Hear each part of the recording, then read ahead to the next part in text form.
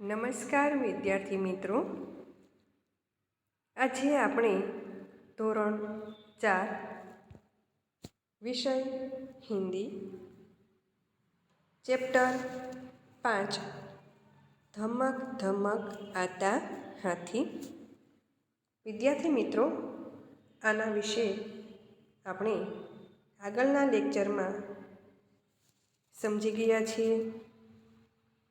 હાથી કેવી રીતે આવે છે, જાય છે, એની સૂંઢ કેવી રીતે ઉપાડે છે, નીચે મૂકે છે, ઘુમાવે છે, એ આપણે આગળ સમજી ગયા. તો જુઓ, એમાં આપણે શબ્દાર્થ જોઈ લઈએ એકવાર. ધમક એટલે જોશ, તેજ. હાથી આવતો હોય તો એનો પગ ધરતી પર મૂકે ત્યારે એકદમ જોશથી, તેજથી એનો પગ મૂકે છે. એટલે હાથીનું વજન વધારે હોય એટલે એનો અવાજ કેવો આવે છે? જોશથી મૂકે એટલે ધમક. પાણી, જલ, નીર, સલીલ. જલ એટલે જળ, પાણી એટલે જળ અને સલીલ એટલે જળ, પાણી. પાણી. હાથી એટલે ગજ. તો જુઓ, અભ્યાસમાં આપણે જોઈએ. અહીંયા તમને પ્રશ્ન 1, કવિતા કા અભિનય કે સાથ ગાન કીજીએ. તો વિદ્યાર્થી મિત્રો, આપણે કવિતા એકવાર બોલી લઈએ.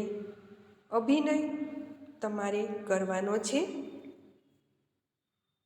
કે હાથી આવતો હોય કેવી રીતે, એમ એનો પગ જોશથી જમીન પર મૂકે છે, એમ તમારે પણ તમારો પગ જમીન પર મૂકવાનો પ્રયત્ન કરવાનો છે જોશથી. પછી એવી રીતે જાય છે ત્યારે ધમક ધમક એ અવાજ કરતો જાય છે અને એની સૂંઢ ઉઠાવે છે, પાછી નીચે મૂકે છે, એની સૂંઢને હલાવે છે અને એ સૂંઢને ચારે ફરતી ઘુમાવે છે. એ રીતે અભિનય કરવાનો છે. પછી એ રીતે અભિનય કરવાનો છે કે હાથી પાણીમાં જાય છે એટલે તમારે એ રીતે પાણીમાં જવાનું નથી, પણ તમારે અભિનય કરવાનો છે કે હાથી પાણીમાં જાય છે. એટલે હાથ વડે તમારે સૂંઢથી પાણી, અભિનય કરતાં કરતાં પાણી લેવાનું છે અને તમારા શરીર પર, એટલે કે હાથને તમારે આમ શરીર પર વાળવાનો છે, એવો અભિનય કરવાનો છે. નહાય તેવી રીતે. અને હાથી કેળા ખાતો હોય એવી રીતે અભિનય કરવાનો છે અને કેટલા કેળા ખાય છે એ કાંઈ બતાવતો નથી. એ રીતે તમારે અભિનય કરવાનો છે. હું આ કવિતા ગાઈશ અને તમારે સાથે સાથે અભિનય કરવાનો છે. તો આપણે કવિતા ગાઈશું અને તમારે અભિનય કરતો જવાનો છે વિદ્યાર્થી મિત્રો. ધમક ધમક આતા હાથી, ધમક ધમક જાતા હાથી, अपनी सूंड उठाता हाथी, अपनी सूंड गिराता हाथी, अपनी सूंड हिलाता हाथी, अपनी सूंड घुमाता हाथी, धमक धमक आता हाथी, धमक धमक जाता हाथी, जब पानी में जाता हाथी, भर भर सूंड नहाता हाथी, कितने केले खाता हाथी, यह तो नहीं बताता हाथी, धमक धमक आता हाथी, धमक धमक जाता हाथी. तो विद्यार्थी मित्रों, आपने प्रश्न 1, कविता का अभिनय के साथ गान कीजिए. એટલે કવિતા ગાતી જવાની અને સાથે સાથે અભિનય કરવાનું અહીંયા કહ્યું છે. તો આપણે પ્રશ્ન 1 પૂર્ણ કર્યો. હવે જુઓ પ્રશ્ન 2. सूचना के अनुसार अभिनय कीजिए. सूचना के अनुसार अभिनय कीजिए. એમાં પહેલું જુઓ રોના. રોના એટલે રડવું.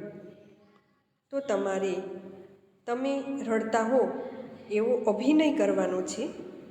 ખરેખર રડવાનું નથી, પણ આપણે અભિનય કરીને એ રડવાનો અભિનય કરવાનો છે. એટલે કે રોના એટલે રડવું. હસના, આપણે કેવી રીતે હસીએ છીએ એ અભિનય સાથે તમારે બતાવવાનું છે. પછી જુઓ પટાકે છોડના. પટાકે છોડના એટલે આપણે ફટાકડા ફોડતા હોય એ રીતે અભિનય કરવાનો છે. કે રોકેટ આપણે કેવી રીતે છોડીએ છીએ, દિવાળી હોય ત્યારે આપણે છોડીએ છીએ ને, એ રીતે અભિનય કરવાનો છે. કપડે ધોના.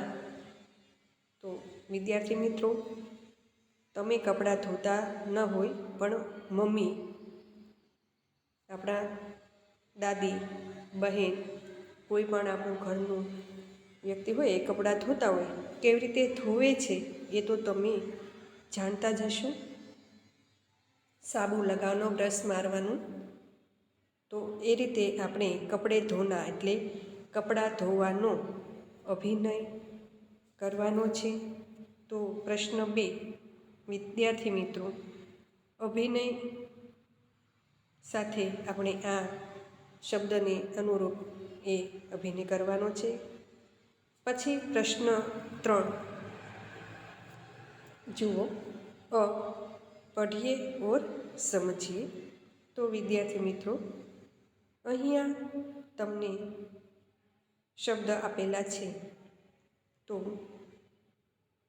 વિરોધી શબ્દ, વિરુદ્ધાર્થી શબ્દ તમને અહીંયા આપેલા છે. ઉઠાના. ઉઠાના એટલે ઉપાડવું.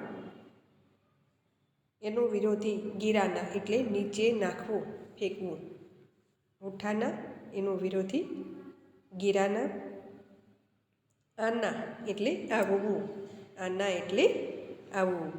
જાના એટલે જાવું. જુઓ વિદ્યાર્થી મિત્રો, બંને શબ્દ વિરોધી છે, આવવું અને જાવું. તો આના સામે જાના. છોટા એટલે નાનું. બડા એટલે મોટું. છોટાનો વિરોધી બડા એટલે મોટું. ઊંચા એટલે ઊંચું. નીચા એટલે નીચું. ઊંચા એનો વિરોધી નીચા. પકડના એનો વિરોધી શબ્દ થશે છોડના. પકડના એટલે પકડવું. છોડના એટલે છોડવું. તો અહીંયા આ વિરોધી શબ્દ ઉઠાના સામે વિરોધી શબ્દ ગિરાના. આના એની સામે વિરોધી શબ્દ જાના. છોટા એની સામે વિરોધી શબ્દ બડા. ઊંચા એની સામે વિરોધી શબ્દ નીચા. પકડના એનો વિરોધી શબ્દ છોડના. તો વિદ્યાર્થી મિત્રો, અહીંયા આપણે ચેપ્ટર 5ના પ્રશ્ન 1, 2 અને 3 સુધી અહીંયા પૂર્ણ કરીએ છીએ. પછી આગળના લેક્ચરમાં આપણે અભ્યાસમાં આગળ વધીશું.